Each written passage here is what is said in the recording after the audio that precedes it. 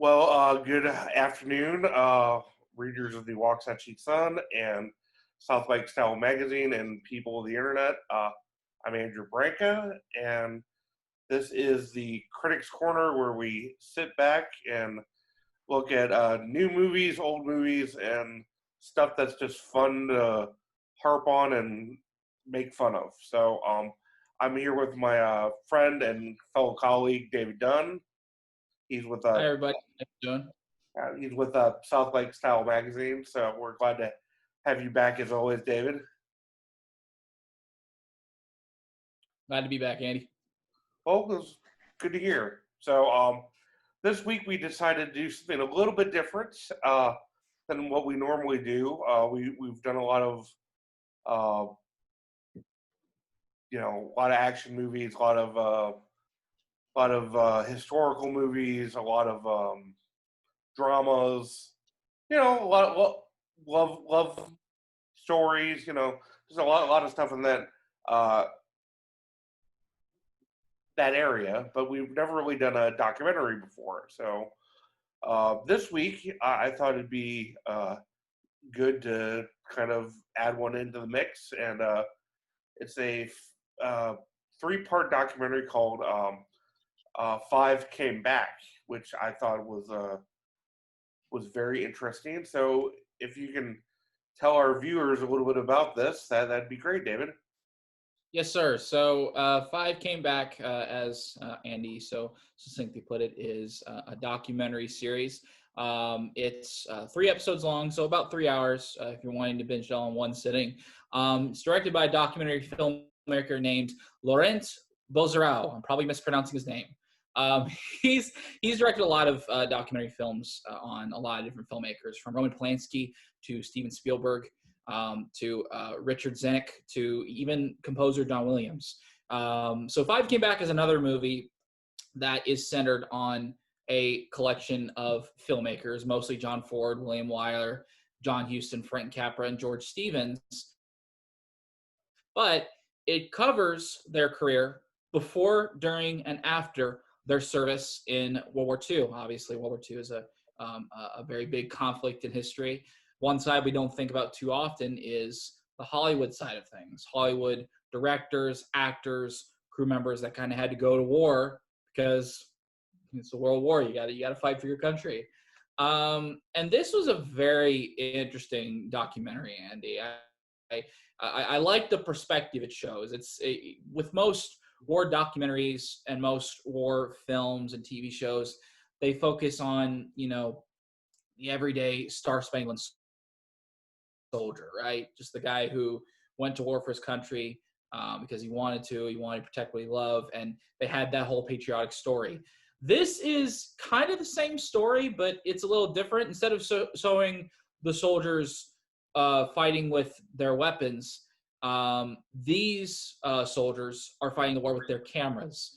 And it was very interesting to see how they're brought into this war to kind of get the public on their side, to get the public in on this war in order to fight Japan and Nazi Germany. Yeah, I definitely thought it was very interesting. I knew a few filmmakers had gone to had served in the conflict. I know, for example, John Ford. I knew he was at the Battle of Midway in the Pacific.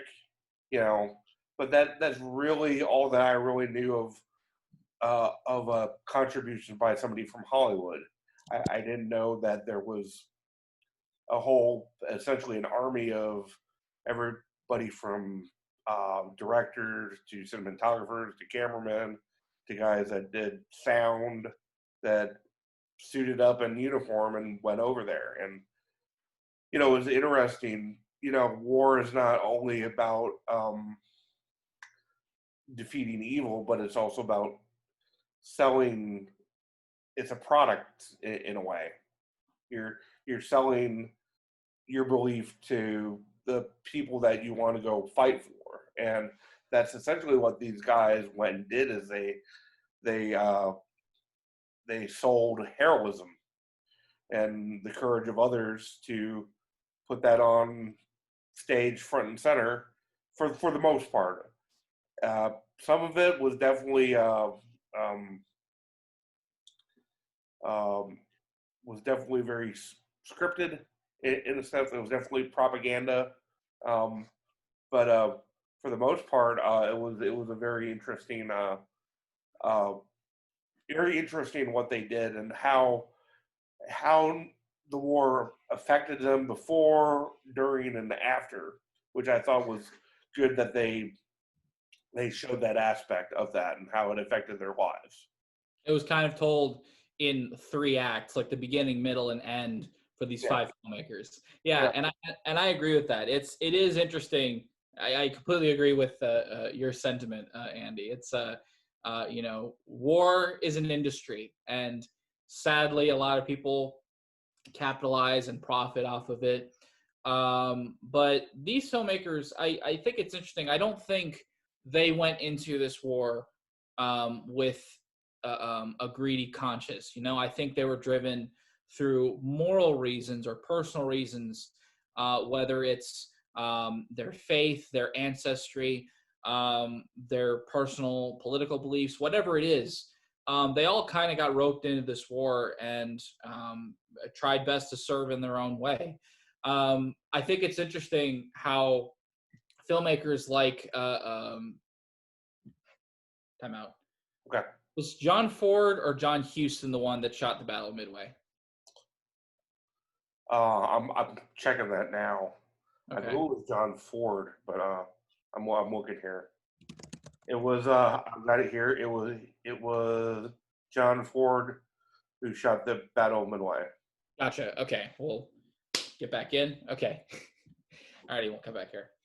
Um, I think it's very interesting that filmmakers like John Ford, who obviously have a very big filmography, making movies like Stagecoach, The Searchers, The Man Who Shot Liberty Valance, The Grapes of Wrath, and he has such a huge, esteemed filmography at his disposal. And suddenly, right place at the right time, he's there on the front lines of the Battle of Midway and catches a very powerful, impactful battle scene that really kind of spurred the American people on. It's interesting to see how these directors adjusted to those situations as they came to them.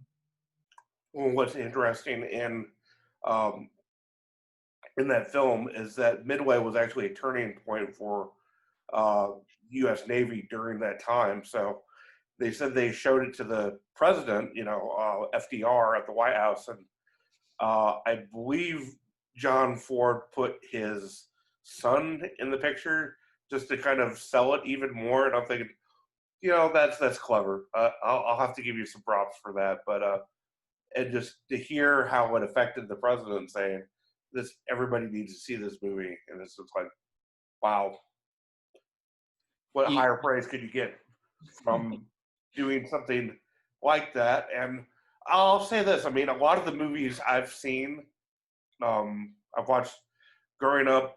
I watched a lot of older movies because my parents, that's the movies they grew up with. That's the movies I watched.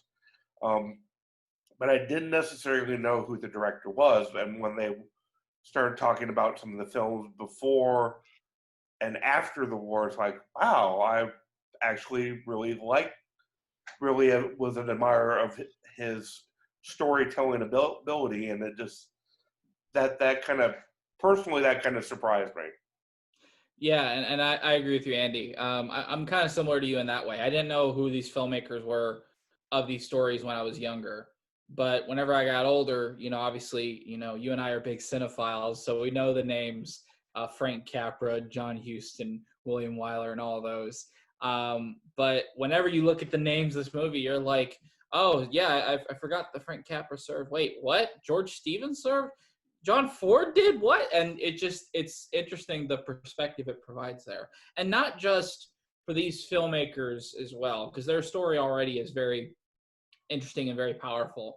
But it's also interesting to see how their stories and their films and their background impacts filmmakers in the future. In this movie or in this series, they collect a few filmmakers that are very notable by today's standards. Steven Spielberg, Francis Ford Coppola, Guillermo del Toro, Paul Greengrass, and Lawrence Kasdan. And they talk about these filmmakers and what they went through during the war. And it's interesting to see how their work and their lives impacted these filmmakers in the future. Because, Andy, they went on to make very amazing, powerful, and dramatic war pictures that really, I think, kind of speak to the tumultuous situation these other filmmakers were in. It's very interesting to see how history back then kind of carried and rolled over into today's society.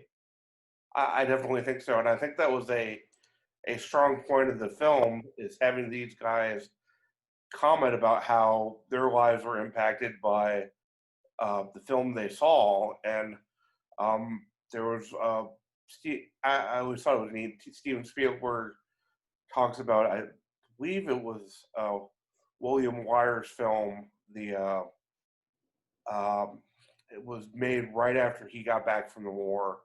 It was called The Best Years of Our Lives. I've seen this movie personally. Oh my gosh, that's such an incredible movie. It was made in 1946, and it's about three veterans coming home from the war. One, a sailor, loses, and they're buddies essentially. Sailor lost both his arms, both, and he's wearing prosthetics, and the other two are affected psychologically. They have PTSD and are trying to work through that process, so to speak. And what's interesting about Wyler is that he can relate to those guys because he lost his hearing during the war, and he's understanding the backlash some of these guys are getting coming home, the inadequacies he's feeling, and I never realized that about him. I mean, he did get his hearing back partially later on, but and you can see it in this film, just how that affected him so greatly. And you think about making something like that in the 40s. I mean, my gosh, you didn't talk about PTSD like that, or dealing with kind of your own personal problems or anything like that in a very public domain. And I thought that was interesting. It absolutely was, Andy, and I completely agree with you. I have not seen The Best Years of Our Lives yet. A little disappointed I haven't seen it yet, but when I was younger and much more immature, I was very upset that it beat It's a Wonderful Life for Best Picture at the Oscars. So I kind of boycotted it for a while. But you are right. I do want to see that movie at some point, and not just with William Wyler, but really all these filmmakers. One story I knew going into this movie was It's a Wonderful Life, and it wasn't just Frank Capra, once again trying to find the beauty in life despite all the horrors he's seen and edited. But James Stewart as well. He had horrible PTSD whenever he came back from World War II. And it was only through working on this project that, he kind of started to piece himself together and kind of become a whole man again. It's interesting seeing who these men are before the war, who they are when they go into it, and the contributions they make, and how they're transformed and how they're different whenever they come out. It's very interesting seeing that whole arc play out, and really kind of tragic in many ways as well. Well, yeah. I mean, with John Ford, I mean, I believe he was one of the directors that did a movie about the Navy had commissioned him to do a movie about veterans. I think it was called I Saw the Light, about veterans going through treatment at a military hospital for essentially PTSD. And that is on my list to see it, but I've seen clips of it. My gosh, I mean, again, to do something like that back in the 40s, and then to have him basically fight for his movie to be able to be shown to the general public only almost 40 years later, to be released in the 80s is just, that's kind of really incredible to me to know that that type of subject was covered with dignity and care, and just, those guys understood what was going on. Yeah, and I agree with you. It is very raw, very personal, very um, heartbreaking imagery to see all that come into play. But one thing I was surprised by with that whole sequence, and something that actually really angers me, is that the fact that the United States buried that documentary. They're like, we can't show this. This will deter people from the war. I'm like, and that's one of the things I like about this series as well, is that it clearly doesn't show, like, it would be so easy to hype up the United States, like Star Spangled Banner, eagle on my shoulder, fighting for life and liberty all the whole way. But the truth is, the United States did some pretty messed up things in World War II as well. In addition to obviously the Japanese concentration camps, the 2 nuclear bombs they fired off near the end of the war. Firebomb from Japan. Yeah, exactly. This series really kind of shows the anti-Japanese sentiment at the time, all those racist architectures, all those things that just kind of stereotyped Japanese individuals. I mean, And well, you look at Warner Brothers at the time. I mean, yeah, that's all I got to say about that. yeah, no, I hear you, and um, it's interesting to see all that play out. Obviously, you get it because of the whole tragedy of Pearl Harbor, but I like knowing that the series doesn't excuse it. It's like saying, no, this stuff is obviously screwed up. Let's not forget that as we're talking about all these other issues here. Oh, definitely, of course. And this was each episode was each part was an hour long, so it's very easy to watch. I watched it in an entire setting. I mean, and it doesn't feel like like it's something that's too long to sit down and watch for an evening. It's definitely worth your time. And it's not only is it educational, but it shows a light on a lot of history that is really not told by um, really not talked about a whole lot. For sure, and I agree with that, Andy. I do think the series is a little long. I think the last episode was like an hour and 20 minutes.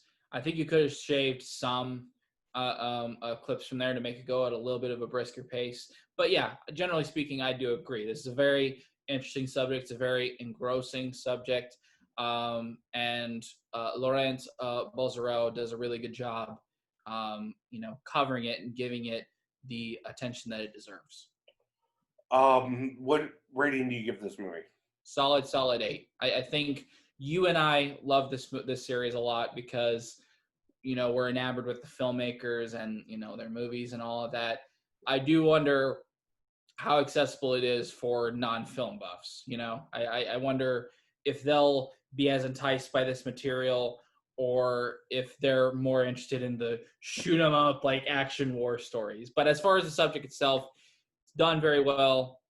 It's covered very well. I would definitely recommend this to anyone looking for a solid short series to binge. Yeah, and I would give it I'd give it probably a solid 10 personally. Oh, I all like right. it a lot. Um, and I think you had mentioned "It's a Wonderful Life" by um Frank Capra. Frank Capra. I'm sorry, You're and good. Jimmy Stewart. And Jimmy Stewart went all the way to serve through Vietnam. Actually, retired as a brigadier general. But anyways, I thought it was interesting with that movie.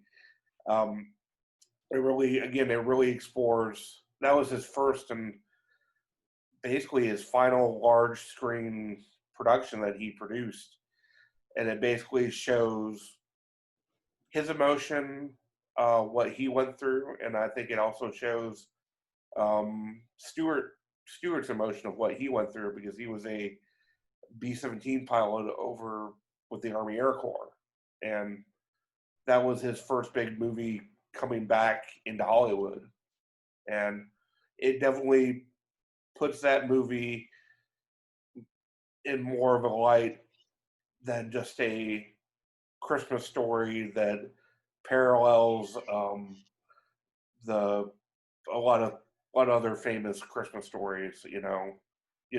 Being visited by ghosts or whatnot. I mean, it's not that happy-go-lucky movie once you really know the background behind what these guys went through. And Yeah. Well, I do think, not to get into spoiler territory, but I do think It's a Wonderful Life has a happy ending. I do think it has a yes, satisfying ending. The journey to get there, the story as a whole, the sentence behind it is definitely very grounded, very somber, and it deals with really serious issues. But yeah, we do agree. A lot of care, a lot of personal attention was paid to that movie. And I think that's a reason why it's particularly special, is because you can sense all of those experiences in it. okay. Well, I think that will sum up this film for this week's edition of the Critics Corner. So, y'all have any suggestions, comments, criticisms, movies that you want us to see?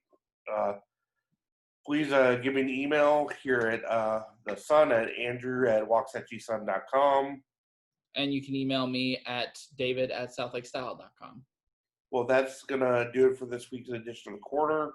And we'll see you on the couch next week. See you on the couch next week, Andy.